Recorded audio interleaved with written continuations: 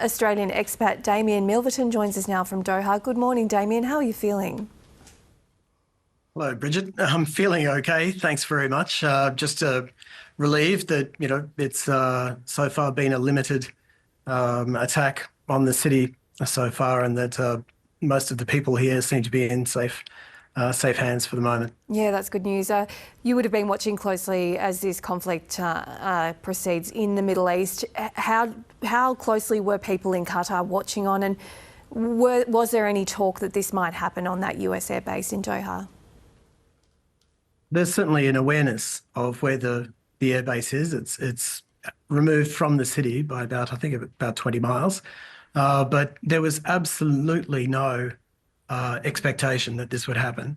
I was actually at the state media television station, which is a little bit closer to that action, and we had a little bit of knowledge that maybe something was going to happen because we did hear about the airport closure about, I don't know, maybe 20 minutes before the attack. So as I actually left the building at Al Jazeera, I happened to emerge as the rockets were actually colliding overhead. Could you hear anything, or was anything? Oh, yes. Yeah, right. How loud was it? But there was an initial very large crump, and everyone, as in almost all these kind of situations, were like, "What was that?" And we didn't immediately think, "Oh gosh, dive under the tables, we're under attack." It was simply a case of bewilderment. And then as we made our way outside, we could actually hear and see what was going on. And certainly there were plenty more smaller thuds and crumps. You couldn't tell if that was because of the interceptions that were going on up above or some of them coming down to earth. How long did it go for, Damian? Well, it depends on your heart rate at the time. It felt like it was one of those half-an-hour shows that you really wish you could change the channel on. It was only probably 15 minutes. It's very hard to say. Time passes so differently in that situation.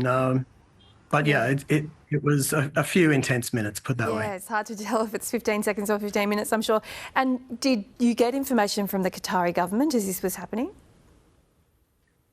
Well, as I said, at the time, I was actually giving a workshop in kind of a related institution with the state media here, and there was an alert received by someone in the room who said, "Oh, they've closed the airport and the airspace," and everyone was quite concerned because it was an international group that I'm working with, actually, ironically, destined to go to the United Nations, and so there was a great deal of concern about what that was going to mean, but in no way did people expect it was a presage of something that would happen in literally 10 or 15 minutes.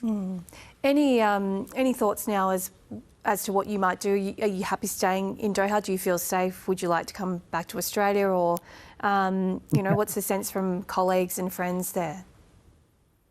I feel safe enough. Everybody, I think, feels the same way. They're reassured, perhaps, by the government saying that Iran targeted the airbase to the south of here.